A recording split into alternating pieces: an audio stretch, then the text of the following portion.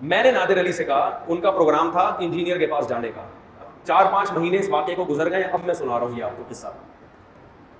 تو وہ بہت دفاع کر رہے تھے, بھائی انجینئر نے یہ کہا, آپ نے امام حسین کی شادیاں اتنی ساری کرا دی. مجھے کہنے لگے آپ نے امام حسن کے بارے میں یہ کہا کہ انہوں نے اتنی ساری شادیاں کی ہیں. میں نے کہا میں نے نہیں کہا, یہ محدثین نے کہا ہے, اور حدیث کا میں ریفرنس بھی دینے کے لیے تیار ہوں. تو اور میں نے کہا ایسی کتاب کا ریفرنس دوں گا جس کو انجینئر نے خود حدیث کی کتاب کہا ہے, اور انجینئر نے یہ بھی کہا ہے کسی حدیث کی کتاب میں ایسا نہیں لکھا. تو میں چیلنج قبول کر کے میں بتاتا ہوں کہ لکھا ہے, ٹھیک ہے نا, اور ریفرنس بھی دوں گا. میں نے کہا مگر وہ یہ سارے چیلنج پی کے بیٹھا ہوا ہے, وہ چیز لاتا ہی نہیں ہے مارکیٹ میں, وہ یہی لے کر آئے گا جو ابھی کٹ کر کے چلا دیا نا.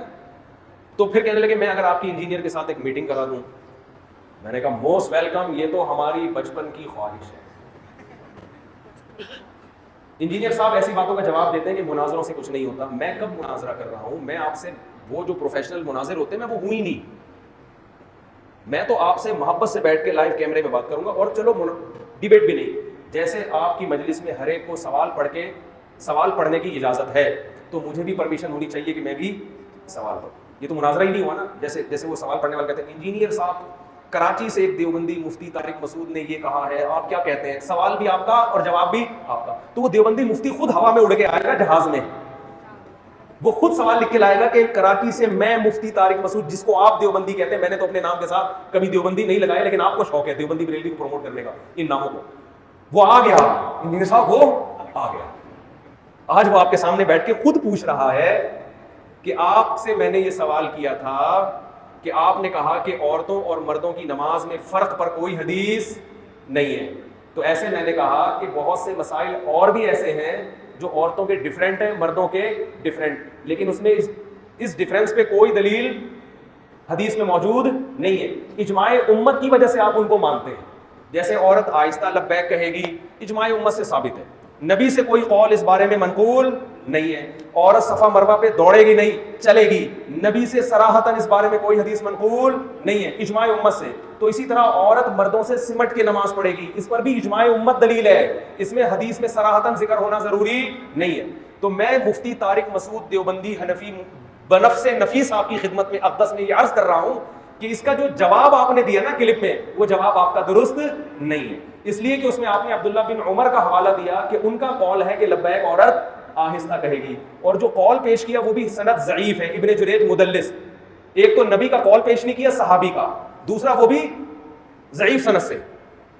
اور اس میں آپ نے ہم پہ اتنا کیچڑ اچھالا کہ یہ لوگ حدیثیں ضعیف پیش کرتے ہیں, ان کو صحیح حدیثوں کا پتہ ہی نہیں ہے. تو ہمیں پتہ ہے, اس وجہ سے کہہ رہے ہیں کہ جو آپ جو سند پیش کر رہے ہیں وہ صحیح نہیں ہے, اور صحابی سے پیش کر رہے ہیں. اگر صحابی سے پیش کرتے ہو تو صحابی سے تو ہم عورتوں اور مردوں کی نماز میں فرق بھی پیش کر سکتے ہیں, سمجھتے ہو کہ نہیں؟ تابعین سے, صحابہ سے, اسلاف سے تو ہم بھی پیش کر سکتے ہیں. تو اجماع امت ہے اس پر. یہ میں ایک سوال کروں گا, پھر وہ جو جواب دیں گے اس پہ میں ایک تمیز سے سوال کروں گا کہ آپ کا یہ جواب کس وجہ سے غلط ہے, بنتا ہے کہ نہیں بنتا. پھر میں ان سے سوال کروں گا انجینئر صاحب کراچی کی ایک دیوبندی مفتی نے یہ کہا نہیں ہے, بلکہ ابھی کہہ رہے ہیں آپ کے سامنے بیٹھ کے, ابھی آپ کے سامنے لائیو کہہ رہے ہیں, وہ یہ سوال کر رہے ہیں کہ آپ نے تراویح کی جو 20 رکعتوں کی نفی کی ہے کہ جتنی چاہے پڑھ لو, کوئی عدد متعین نہیں ہے, اس پہ جو آپ نے موطا امام مالک کی سب سے پہلے دلیل پیش کی کہ حضرت عمر نے 8 رکعتیں پڑھوائی ہیں, اور اس کو گولڈن سند کہا, اور یہ کہا کہ کسی نے اس کو ضعیف قرار نہیں دیا ہے. تو کراچی کے دیوبندی مفتی بنفس نفیس آپ کے سامنے یہ حوالہ لے کے بیٹھے ہوئے کہ فلاں فلاں فلاں نے اس کو کیا کہا ہے, ضعیف کہا ہے. حتیٰ کہ امام مالک جو موطا کے مؤلف ہیں وہ خود اس حدیث پر عمل نہیں کر رہے, وہ خود 20 سے زیادہ کے قائل ہیں. جو مؤلف ہے کتاب کا وہ کہہ رہے ہیں کہ یہ ضعیف ہے, اور آپ کیا کہہ رہے ہو کہ یہ کیا ہے, صحیح ہے. اس طرح کے سینکڑوں سوالات ہیں. آپ نے حضرت معاویہ پہ جو یہ الزام لگایا فلاں کتاب فلاں صفحہ نمبر پہ, آپ نے اس حدیث کے ترجمے میں کیا کی ہے, بولو, گڑبڑ کی ہے. یہ آپ ہی کا حوالہ ہے, یہ آپ کا ترجمہ ہے, یہ آپ کا کلپ ہے. تو یہ سامنے بیٹھ کے جو مزہ آئے گا وہ کلپ بازیوں میں بولتے کیوں نہیں ہے. تو جس آدمی میں چیلنج اور جس کا جواب دیا تو یوں کر دوں گا, میں یوں کر دوں گا, تو بھائی وہ چیلنج کرتا نہیں ہے, یا تو آپ مثبت بات نہیں کرتا ہے تو پھر وہ ملاقات سے بھاگتا نہیں ہے. سمجھ رہے کہ نہیں سمجھ رہے, وہ نہیں بھاگتا ملاقات سے. تو مزہ جب یہ آئے گا جب, تو میں نے نادر علی سے کہا کہ محترم آپ وہاں جا رہے ہیں, اگلا سفر آپ کا کہاں ہے, انجینئر صاحب. تو نادر علی نے خود پیشکش کی کہ اگر میں آپ دونوں کو ساتھ بٹھا دوں. میں نے کہا سبحان اللہ, اس سے زیادہ مزے کی بات. میں نے کہا مناظرہ, اس نے کہا دیکھیں پھر مناظرہ نہیں کرنا. میں نے کہا نہیں بھائی مناظرہ نہیں.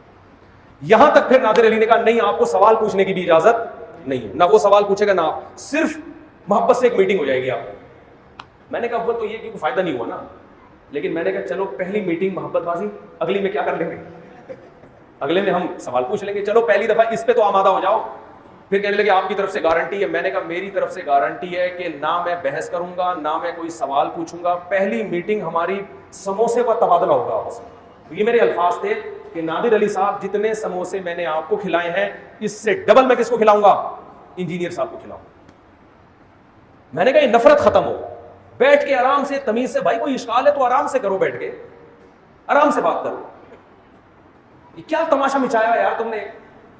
تو نادر علی اس کا گواہ ہے, اور انہوں نے کہا سیکیورٹی کا مسئلہ ہے. میں نے کہا ریٹرن ٹکٹ میں دے رہا ہوں جہلم سے کراچی کا جہاز کا, اور کراچی ایئرپورٹ سے میرے اسٹوڈیو تک کی سیکیورٹی بھی کس کے ذمہ ہے, بولو. میں نے کہا میرے گارڈ, اس دوران کس کے گارڈ ہوں گے.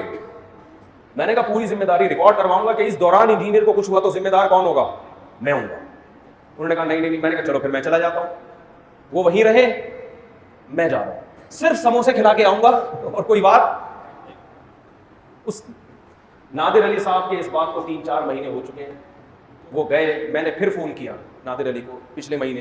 میں نے کہا بھائی کیا بنا, وہ آپ میٹنگ کروا رہے تھے, کہہ رہے کہ نہیں وہ نہیں آ سکتے. میں نے کہا چلو میں جاتا ہوں یار. انہوں نے کہا اچھا میں پوچھ کے بتاتا ہوں. اب بھی مہینہ گزر گیا,